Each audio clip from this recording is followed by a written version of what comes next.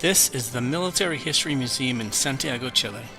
It was originally built as Chile's military academy to train officers for the country's army, called La Escuela Militar in Spanish.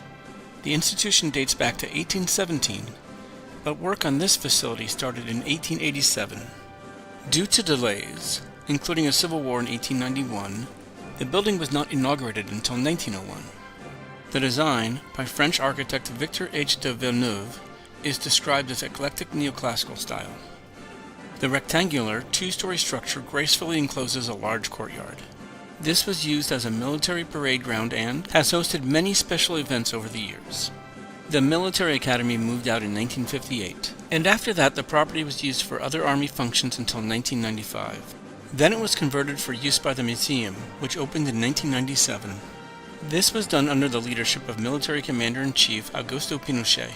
He is more famous, or infamous, as the dictator who ruled Chile after a military coup in 1973.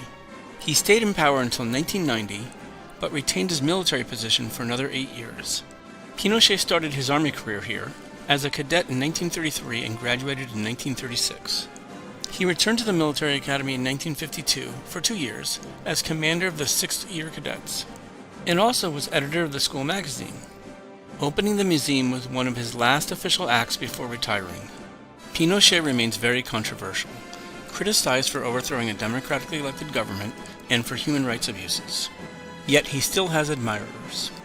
As for this building, it was heavily damaged by a major fire in 2000, but was restored to its past glory and the museum reopened in 2003. The museum's focus is not on Pinochet, but instead on other eras of Chilean military history, as well as the building's beautiful architecture and patio.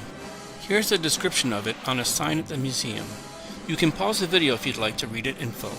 What do you think of this building and its connection to Pinochet? If you'd like, please share your thoughts in the comments. Thanks very much for watching.